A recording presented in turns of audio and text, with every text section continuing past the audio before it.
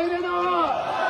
সেইকাৰণে মই আপোনালোকৰ ওচৰলৈ আহিছো যে অসমৰ যিমান বিৰোধী দল আছে, ৰাইজৰ দল, কংগ্ৰেছ, অসম জাতীয় পৰিষদ, CPI, CPM, CPIML সব আমি একলগ হ'ব লাগে আৰু সবে মিলি মেলি চকীৰে সৈতে মামা আৰু চাচাক বান্ধি লৈ ব্ৰহ্মপুত্ৰত দলিয়াই দিছে।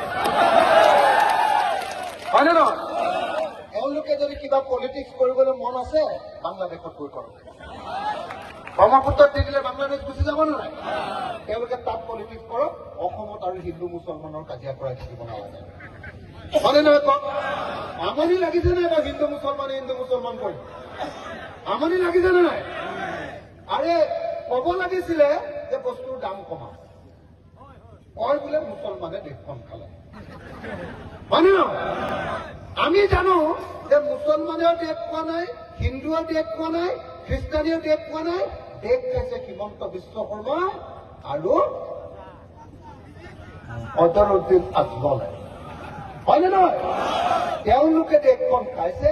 গতিকে এওঁলোকক যদি ব্ৰহ্মপুত্ৰত বিসৰ্জন নিদিওঁ তেতিয়াহ'লে কোনো পধ্যে দেশৰ মানুহবিলাকে শান্তিত খাবলৈ নাপাওঁ। আপোনালোকে চবকে চাওক, মই এটা হিন্দু ল'ৰা, তেওঁলোকে কৈ থাকে যে ভাৰতখন হিন্দুৰ দেশ, আমি হিন্দুৰ দেশ বনাম। তেতিয়াহ'লে মোৰ কাৰণে পেট্ৰল আৰু ডিজেলটোৰ দামটো কমাই দিয়া মুছলমানতকে। হয় নে নহয়? আজিৰ দিনটোত আপোনালোকে পেট্ৰল কেইটকা কিনে? কেইটকা? 100 টকা। ঠিক আছে, মুছলমান মানুহক 100 টকা দিয়ক, মোক 50 টকা দি দিয়ক। মই হিন্দু। হয় নে নহয়? তেতিয়া মই হিন্দু দলটো ভাল পাম। বস্তুৰ মূল্যটো চবৰ কাৰণে সমান, কিন্তু ইফালে তোমালোকে হিন্দু উদ্ধাৰ কৰা। হয় নে নহয়? এইটোতো নহব ভাই, এইটোতো নহব ভাই।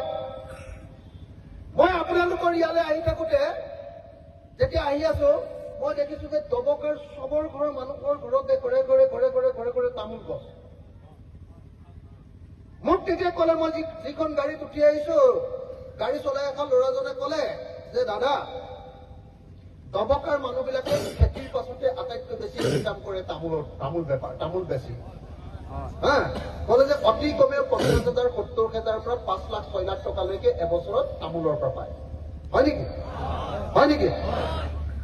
বিজেপি চৰকাৰ অহাৰ পাছৰ পৰা চুপাৰী, 1 কেজি চুপাৰী বেছি বৰাক উপত্যকাত, মই আপোনালোকক সুধিম, বৰাক উপত্যকাত বিজেপি অহাৰ আগতে 1 কেজি চুপাৰীৰ দাম পাইছিলে খেতিয়ক এজনে বিক্ৰী কৰি 400 টকা, আৰু বিজেপি অহাৰ পাছত এতিয়া পায় 250 টকা। আপোনালোকৰ ইয়াত কিমান পায় চুপাৰী? শুকান চুপাৰীটো 1 কেজি কেইটকা? 250 টকা। সেইটো সমানে। আগতে কিমান আছিলে? 400ৰ পৰা 500লৈকে পাইছিলে। হয় নে নহয়? এই যে 400ৰ পৰা 500 টকালৈকে পাইছিলে, কেনেকে খেতিয়ক বিলাকৰ, হিন্দু মুছলমানৰ ৰাজনীতি কৰি কেনেকে খেতিয়কৰ পেটত গুৰ মাৰিলে দেখিলে নে? কেনেকে দাম কমি গ'ল, বস্তুৰ দাম বাঢ়িছে, খেতিয়কৰ বস্তু কেনেকে কমি গ'ল? কেনেকে? কাৰণ আজিৰ দিনটোত হিমন্ত বিশ্ব শৰ্মা চৰকাৰে 1 কেজি চুপাৰীৰ পৰা 55 টকাতকে চিণ্ডিকেটৰ 2 নম্বৰী ধন তোলে। বুজি পালে নে নাই? কি কলো? কি পালো? কি কলো? মানে কি কৰিলে যে চুপাৰী বিক্ৰী কৰিব নোৱাৰিবা। চুপাৰী ম্যানমাৰৰ পৰা আনিলে সেইটো চুপাৰী বিক্ৰী কৰিব নোৱাৰে। হয় নে? কিন্তু আমাৰ ইয়াত উৎপাদন কৰা চুপাৰী কিয় বিক্ৰী কৰিব নোৱাৰে? এইটোতো আমাৰ চুপাৰী, আমি বিক্ৰী কৰিমেই। হয় নে নহয়? ম্যানমাৰৰ পৰা চুপাৰী অনাটো বিক্ৰী কৰা বন্ধ কৰিব পৰা নাই। আমাৰ লোকেল চুপাৰীটো বন্ধ কৰি কৈছে যে গাড়ী যদি পাৰ হ'ব লাগে ৰাস্তাত হিমন্ত বিশ্ব শৰ্মা চৰকাৰক এখন গাড়ীৰ পৰা 12 লাখ টকা দি যাব লাগে। তেতিয়া কি হৈ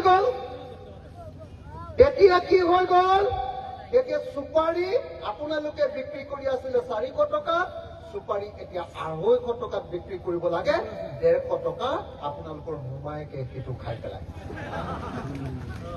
এইটো হিন্দুৰ পৰাও খায়, মুছলমানৰ পৰাও খায়।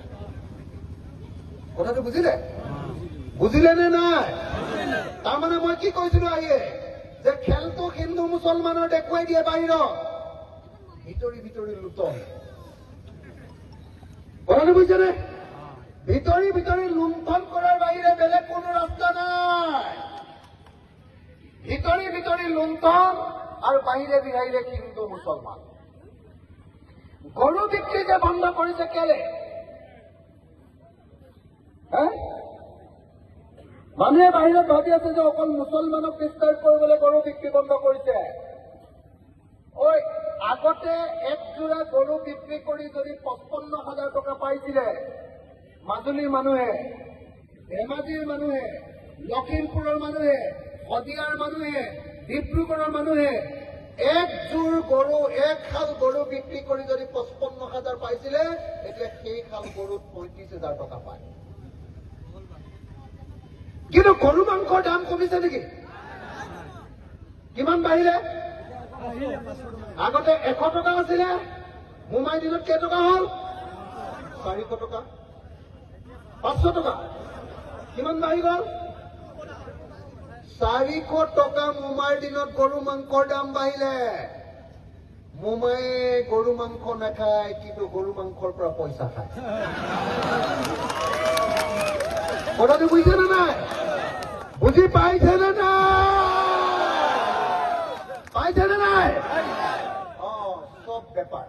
মুছলমানৰ বিৰুদ্ধে এটা কথা কলে মানে 100 কোটি আহিব।